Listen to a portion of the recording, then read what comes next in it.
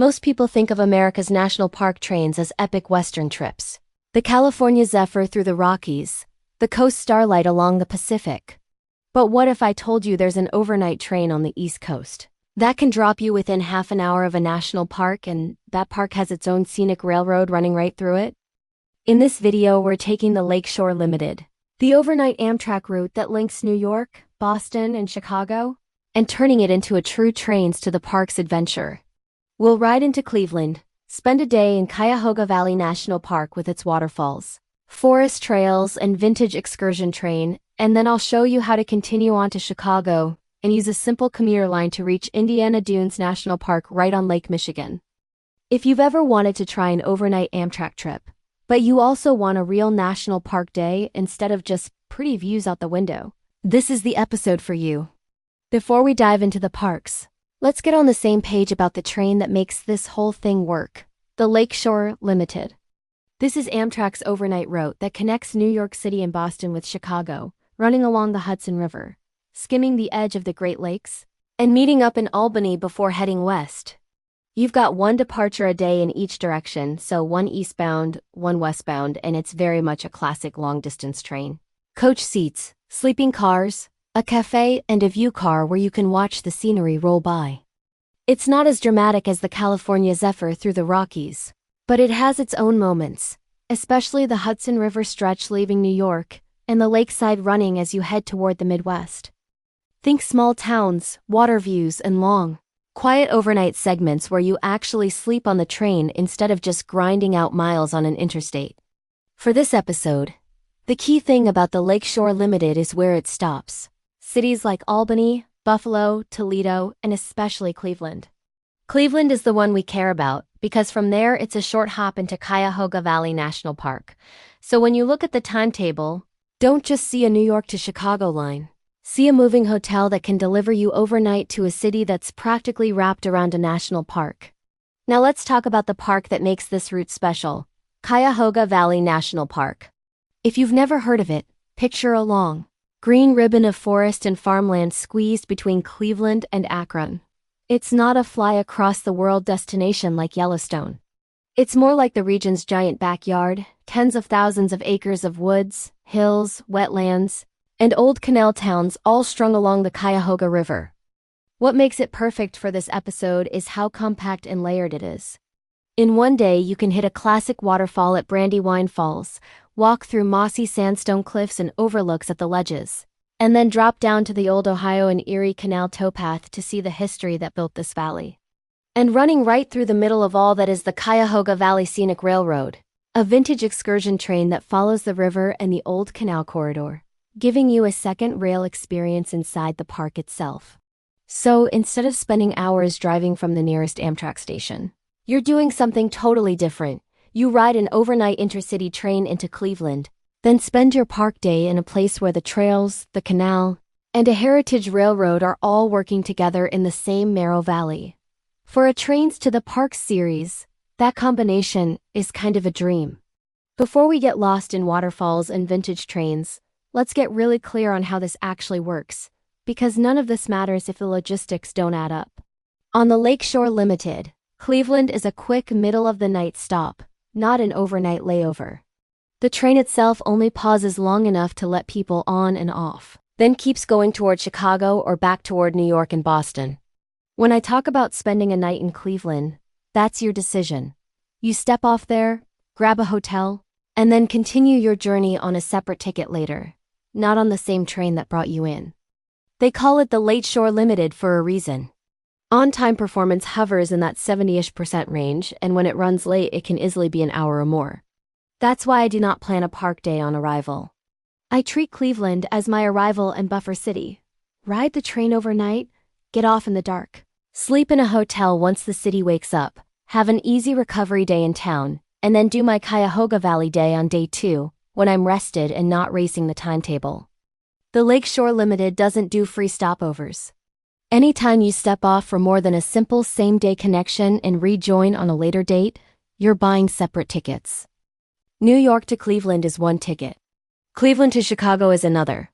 Adding a Niagara Falls segment after that are their own bookings too. It's more line items, but it also forces you to consciously design your trip instead of winging it. From downtown Cleveland, getting to the park is surprisingly straightforward. If you aim for Rockside Station, that's the main Cleveland area depot for the Cuyahoga Valley Scenic Railroad, you're only on the order of 15 minutes away. The park doesn't run its own shuttle buses the way Zion or Yosemite do, so your realistic options are a taxi or rideshare from downtown to Rockside, about 15 minutes, typically in the $25 to $35 range each way, or a city bus. Regular routes run from central Cleveland down toward the Rockside area, taking roughly 20 to 35 minutes plus a short walk. Or, if you want maximum freedom, you can rent a car for the day and do a quick 15 to 30-minute drive to Rockside or other trailheads. Once you're at Rockside, your city transport is basically done. You're now on the park's train. The Cuyahoga Valley Scenic Railroad runs as a classic excursion line, usually with a couple of scenic departures per operating day. Not all day like a metro. The key is to pick one main train ride and build your day around that. You board at Rockside, ride for 2 to 3.5 hours depending on the route, and get off at a station inside the park that lines up with what you want to do. Tickets for the regular National Park scenic runs are in the high teens for adults and low teens for kids, with toddlers often free on a lap. Special themed trains cost more, but you don't need those for this trip. Think of the scenic ride as your moving overview of the valley. Forests, wetlands, canal locks, trailheads, everything you're going to explore on foot later in the day. One more piece of planning before you do this. The Lakeshore Limited runs year-round, but this whole trains to the park's idea works best from late spring through fall. That's when the scenic railroad in Cuyahoga Valley is on a fuller schedule. Trails aren't buried in snow or deep mud, and you actually get water flowing over the falls instead of just ice. Indiana Dunes is great in summer if you want swimming, but I especially like spring and fall for cooler hiking weather and lighter crowds on the beach. If you are traveling in winter, you can still ride the Lakeshore Limited and even catch the park train on some dates, but you'll want to treat it as more of a scenic rail and short walk trip, not a big hiking day. Now, let's talk about what a no-car day in Cuyahoga Valley really looks like when you're leaning on the park train and the trails, and you still want to hit those big highlights like Brandywine Falls or the Ledges. And just because I'm talking about trains and trails doesn't mean everyone in your group has to do a long hike. Cuyahoga Valley has accessible sections of the Towpath Trail and some Brandywine viewpoints that work for wheelchairs and strollers, so you can still get forest and river scenes without a big trek. Indiana Dunes also has boardwalks, paved paths, and even accessible beach mats and viewing platforms in certain areas, so mixed mobility groups can still enjoy the lake and the dunes together. Once you've gotten from downtown Cleveland to Rockside Station, your city transport is basically done. From here, the Cuyahoga Valley Scenic Railroad becomes your shuttle into the valley. You board at Rockside, ride south into the park, and get off at stations that sit right on top of the towpath and connector trails. For a Brandywine-focused day with no car, the cleanest pattern is to ride the park train from Rockside to Boston Mill Station. From Boston Mill, walk a short stretch on the Ohio and Erie Canal Towpath Trail, then follow the Stanford Trail into the woods to reach Brandywine Falls. The park lays out this Boston Mill towards Brandywine route as a proper hike, several miles round trip with some hills and dirt, and mud if it's been wet. But it's absolutely doable as your main hike of the day. When you arrive, the boardwalk viewpoints around Brandywine are close to the falls, so you get the classic waterfall shots without ever needing a car. After your time at the falls, you hike back the same way to Boston Mill, and either catch a later train if the schedule fits, or leave the park by the same route you came in. If you'd rather prioritize cliffs and overlooks, you can build a similar day around the ledges instead. In that version, you still use the scenic railroad to get yourself into the central part of the park, typically getting off at a station like Peninsula, which has immediate access to the towpath and local roads. From there you can walk or bike up toward Ledges Trailhead or, if you're okay with one short car hop inside the park, call a rideshare up to the Ledges parking area. The Ledges Loop itself is a compact but dramatic circuit through sandstone cliffs and boulder fields with a big overlook at the edge, perfect for an afternoon golden hour walk. Then you make your way back to Peninsula and out of the park.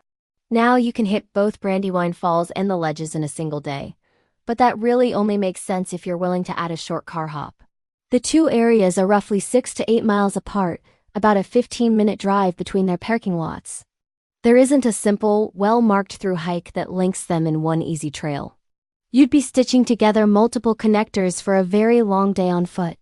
So, for a train and trails trip like this, I'd tell most people, pick one as your hero hike.